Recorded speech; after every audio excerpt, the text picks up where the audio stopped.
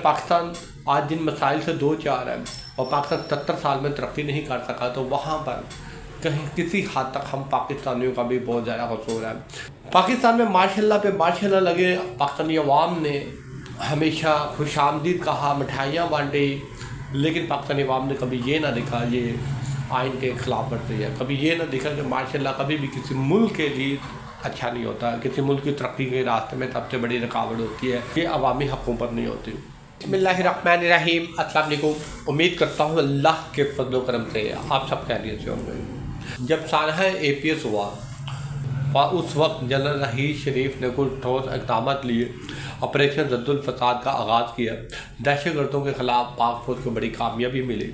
इसी ऑपरेशन के बाद पाकिस्तान में जो दहशतगर्दी थी वो किसी हद तक कम हो गई, वो दुनिया भर की हमदर्दियाँ इकट्ठी की गई, वहाँ पर कम से कम अपनी सलाहियतों के जो जौहर है वो पाक फ़ौज ने भी दिखाए।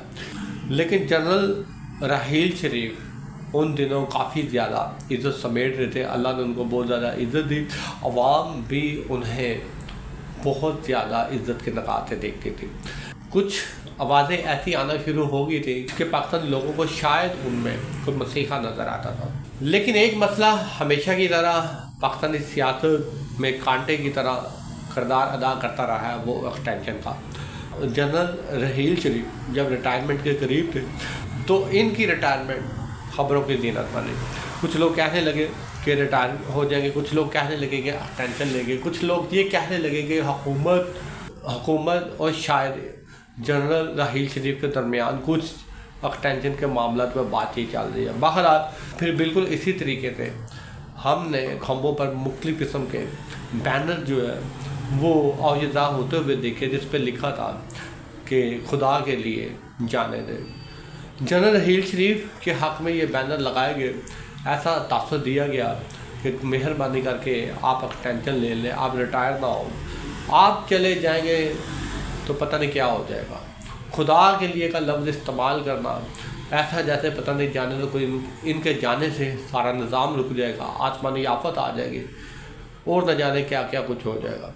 लेकिन बहरहाल जो भी था, फिर खबरें आई कि एक्सटेंशन नहीं लेंगे और बैरून मुल्क में इस्लामी लश्कर की खिदमत जनरल रहील शरीफ ने अदा करने में ही मसलिहा पड़ गई। मैं ये बात इस वजह से कर रहा हूँ कि पाकिस्तान में वाकई एक्सटेंशन एक बहुत बड़ा सियासतदानों के लिए मसला होता है।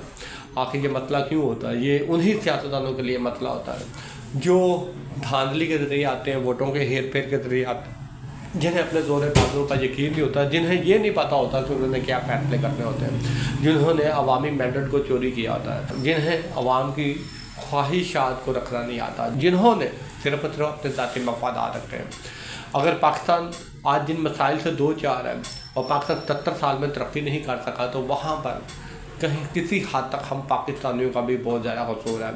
पाकिस्तान में माशाल्लाह पे माशाल्लाह लगे, पाकिस्तानी अवाम ने हमेशा खुशामदीद कहा, मिठाइयाँ बांटी, लेकिन पाकिस्तानी अवाम ने कभी ये ना देखा ये आइन के ख़िलाफ़ बढ़ती है, कभी ये ना देखा कि माशाल्लाह कभी भी किसी मुल्क के लिए अच्छा नहीं होता, किसी मुल्क की तरक्की के रास्ते में सबसे बड़ी रुकावट होती है कि अवामी हुकूमत नहीं होती। बहरहाल पाकिस्तानी लोगों को चाहिए कि किसी को इल्ज़ाम ठहराने के बजाय सबसे पहले खुद देखें कि उन्होंने कौन से फैसले किए, उन्होंने क्यों खुशामदीद कहा, आखिर माजी में उन्हें जो रास्ता दिखाया जाता रहा वो उसी रास्ते पर क्यों चलते रहे। अगर हम चाहते हैं कि पाकिस्तान तरक्की करे तो फिर ये एक बात याद रखिएगा, तो इस मुल्क में अवामी हुकूमत का आना बहुत ज़रूरी है और अवामी फ़ैसलों का नाफज होना बहुत ज़रूरी है। शुक्रिया।